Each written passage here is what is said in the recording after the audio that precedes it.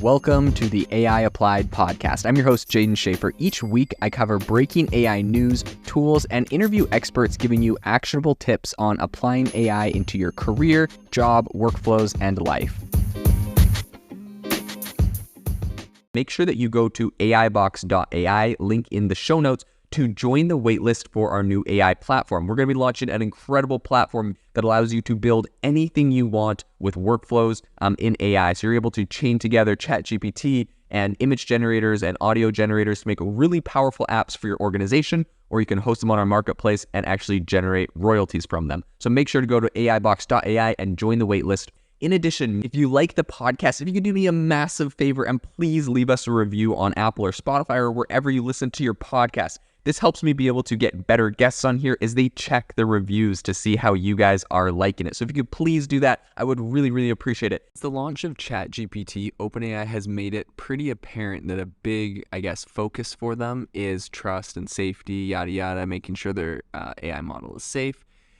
But despite that, a lot of different organizations and people have called for bans on ChatGPT or urged investigations into it. A new group has recently urged more investigations into OpenAI and ChatGPT, and so we are going to talk about that on the podcast today. So what is happening now is that the European Consumer Organization, or the BEUC, has joined this, I guess you'd call it, chorus of concerns about ChatGPT.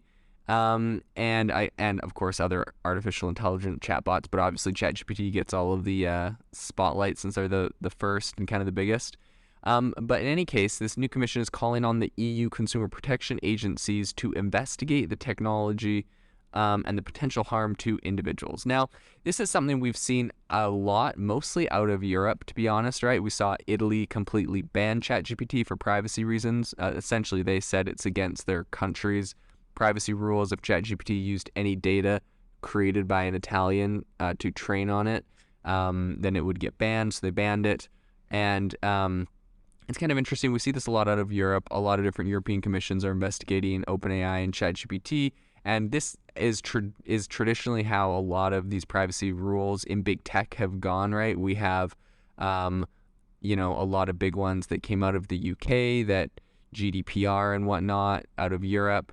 That really have changed a lot of things about privacy online, and so a lot of companies have just kind of followed those rules for all of their for everyone because they are coming. So it's going to be interesting to see what sway the EU has on Microsoft and OpenAI and ChatGPT and all of that.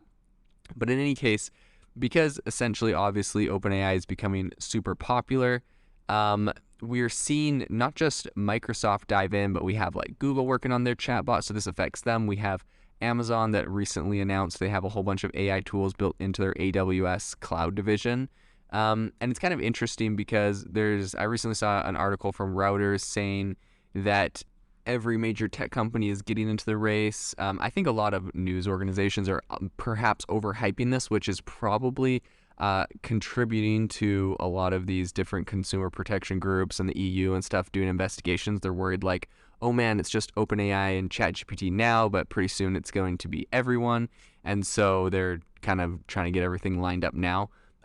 In reality, I think Reuters, I was saying, they've recently said Amazon is going to compete with ChatGPT, blah, blah, blah, and looking into it. Essentially, they're just hosting Anthropic and other AI models on their AWS backend. So definitely not the same thing at all. But yeah, and they're and Meta's going to do something. I don't know. There's going to be a lot of different people in the race, but I do think that ChatGPT, OpenAI have a really competitive advantage. They have a really good thing built for them, and it's going to be hard for other people to catch up. I don't know if sounding the alarm is going to be super helpful at this moment. But in any case, the BEUC, the BEUC, it's pretty much an umbrella group of 46 consumer organizations from about 32 countries, set out its worries in separate letters earlier this month to the Network of Consumer Safety Authorities, which is the CSN network. And actually their main concern is that ChatGPT can give out false information. So it's kind of interesting. We've seen different concerns from people. We've seen the whole privacy risk. We've seen the whole it's trained on our personal data kind of concern out of Italy and whatnot. So now we're seeing the whole it's not perfectly accurate, which is pretty interesting. Obviously this thing has been dubbed like a research kind of product, and we know it's kind of like being worked on in beta, and I feel like they have a lot of disclaimers on the information. So it is pretty interesting that this is the big thing that they're pushing.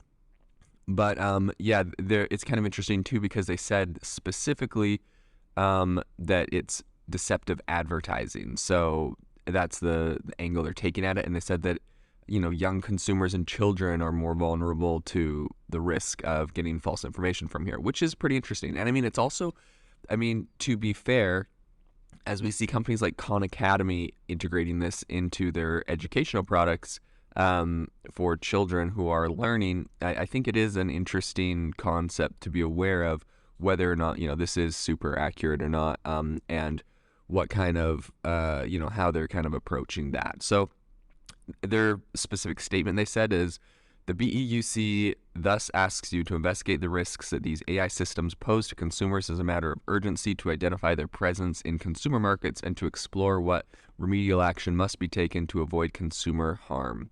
So essentially, they also called to start an exchange of information and an investigation into the safety of the products. That's something that people have always been talking about, so I don't think that's anything new.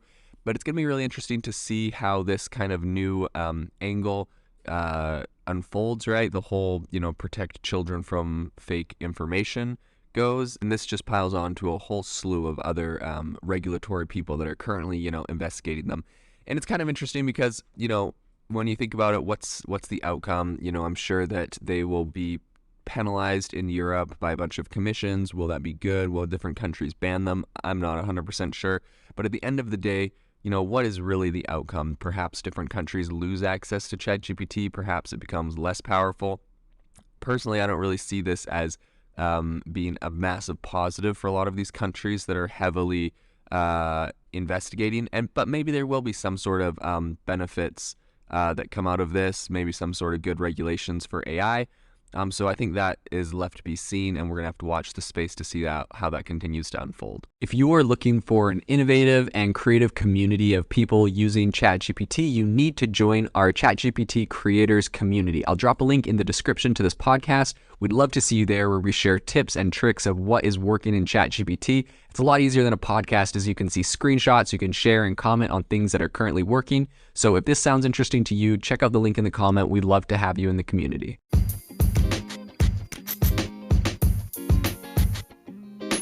Thank you for tuning in to the AI Applied podcast. Make sure to rate this wherever you listen to your podcasts, and have a fantastic rest of your day.